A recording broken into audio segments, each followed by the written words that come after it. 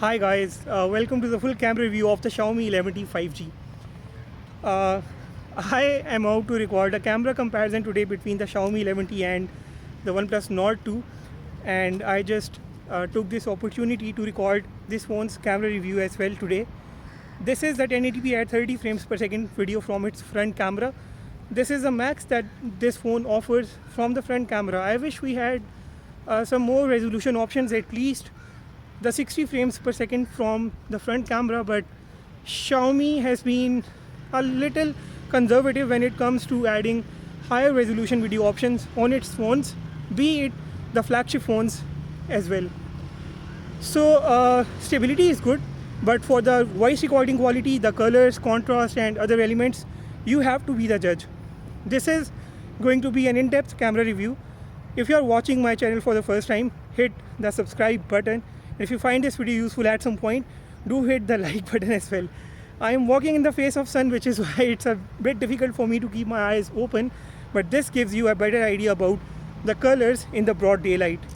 Let me show you around, and now let's move on to the other parts of this camera review. Xiaomi 11T has 3 cameras at its back. The main camera is a 108 megapixels shooter that comes from Samsung. Rest of its camera details are on the screen. I would like to show you the camera application of this phone first of all. Okay, right here we have the ultra wide, the wide camera, which is the normal mode, and the zoom, the digital zoom of this phone. At the top, right here we have the HDR, the AI, the filters, the Google Lens integration is right here. And inside these options, first of all, we have the frame. You can change it to 9:16 or full. We have the timer. We have the settings, the movie frame to add those black bars, the grid lines option, and the super macro to capture macro images, and then the tilt shift and the timed burst mode. Now, if I long press on this shutter button, it starts capturing a 15 seconds long short video clip. Right here we have the portrait mode of this phone. In the portrait mode, you can first of all select an effect for the background, and then you can define the background blur intensity, or you can also beautify the face or apply different filters. And right here we have the same options once again. Now I have added this 108 megapixels camera mode right here in the camera tray, but it will appear in the more options for all of you who have not added it to the camera tray. In the 108 megapixels mode, this phone will capture large images, not only large in details but large in size as well. This 108 megapixels mode does not support AI, it does not support HDR either or any other kind of effects. You cannot zoom in or out in this mode either. But the images are going to be so detailed that you will be able to crop in as much as you want. Then we have the night mode. The night mode thankfully works in the ultra wide mode as well. This is a good option that was missing for long, and the night mode works for the front camera too. I would also like to show you the video options here. The video option has a super steady mode now. These are the filters for the videos once again, and right here at the top we have 4K up to 30 frames per second videos. We have 1080p up to 60 frames per second, and then the normal HD videos. For the front camera, we have only 1080p at 30 frames per second as the higher resolution. This is a little bit disappointing, but here in the camera, for the front camera, we have the frontal sound option, which will record your audio better when you are recording the selfie videos on your phone. The sounds from behind the camera are filtered when you are using the frontal sound for the front camera videos, and when we switch to the rear camera, it basically uses the audio zoom as well, which was a feature on the flagship devices of companies like Samsung. The audio zoom will basically let you capture the audio from a distance by simply zooming in while you are recording a video. Now here you can use the AI camera as well to record the videos, but it works only up to 720p at 30 frames per second. Then you can record super macro videos as well, and you can also track a moving object using these options inside the videos of the phone. Towards the extreme left, we have the Pro mode of this phone. The Pro mode is quite interesting. We have the white balance, the focus, the shutter speed, ISO, exposure, and we can choose the lens between macro, ultra wide and the wide lens. At the top here we have the RAW support inside the Pro photography option, and these are all the other options. And inside the Pro video options, we have these few video options to improve your videography experience. Now inside these more options, we have the short video, panorama, document scanner, the vlog mode, slow motion, long exposure, dual video, clone, and some other options. And just in case you want to edit this menu, or you want to add or remove some options inside the camera tray, you can click on this edit button right here and move these options depending on your own liking. And if you want to change the color of these accents inside the camera application, you can click on this edit button, click on colors and apply the color of your own choice. The feature layout, camera modes, and the sounds, the camera default sounds can be changed from here within these settings as well. Just in case you want to bring the watermark on your photos, you can just go to the settings of the camera application, and at the top we have the watermark option. You can add your own custom watermark or use the phone's default watermark here. Now make sure that the correct distortion in the ultra wide shots is also enabled on your phone. This will help you correct that fisheye effect in the ultra wide images. This is all with the features and options in the camera application. Let's get right into the photos and videos taken on the Xiaomi 11T. Take a look at the rear camera videos now. These videos are shot handheld. The resolution details of all the videos are on the screen. I'll catch you with the photos shot on this phone in just a minute.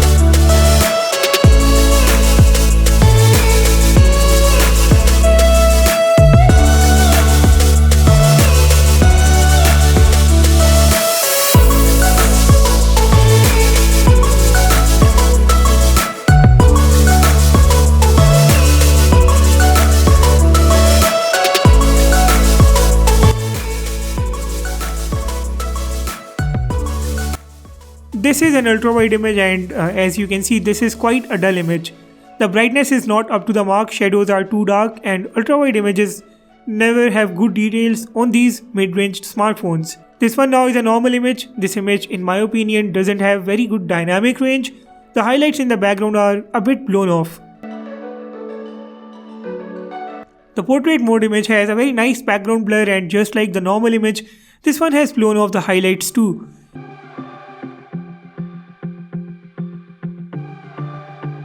And now this is 108 megapixels high-res image.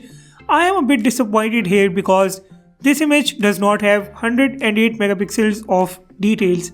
We will see this 108 megapixels resolution further in a bit. Here is the ultra-wide normal and 108 megapixels image side by side. You can see that there is a slight difference of details in the high-res and the normal mode image. The ultra-wide image of course is too different. Ultra-wide image has better dynamic range at least. This is another set of human subject images. The dynamic range again speaks for itself in the ultra-wide image. The high-res mode has the most poor dynamic range and details. Normal mode is producing much better details. Saturation is high in the normal mode image.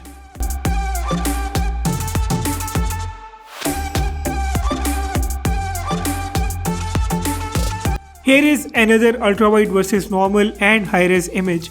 As you can see, first of all, the color tone changes in all the images. 188 megapixels images have disappointed me. This mode is a gimmick. I have taken multiple images in this mode and all the images turned up with poor details instead of having high details. The normal mode captures much better images. Ultra-wide mode, as usual, has the best dynamic range here as well.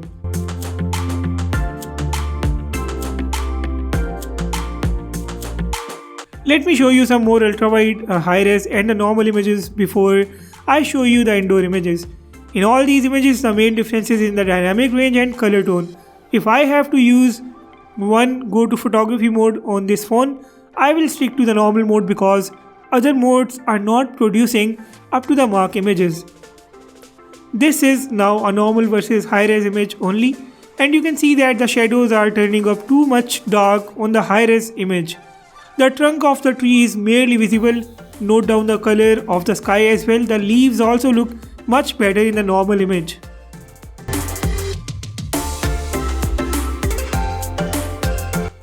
In the indoor ultra-wide and normal images, you can once again see that the dynamic range in the ultra-wide image is much better. You can see through the dark corners and the other side of the window too, while both these particular elements are very poor in the normal image. This phone struggles a lot while managing the highlights. Most of the times it ends up blowing them off. Here is another indoor ultra-wide versus normal image. Let me know what do you guys think about this one.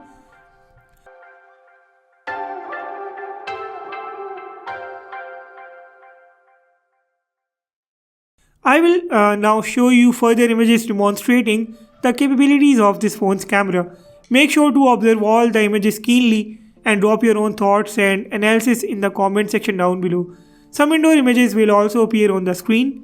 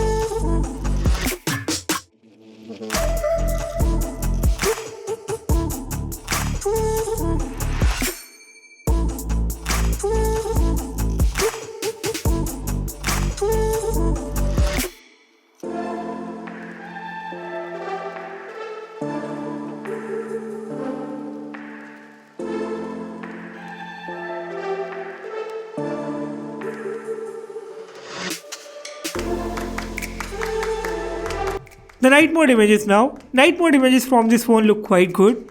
I have repeatedly said in my previous videos that the night mode on these mid-range devices needs improvements, and companies are definitely working to improve it further. As you can see, these images are much better compared to the other mid-range phones that came out recently.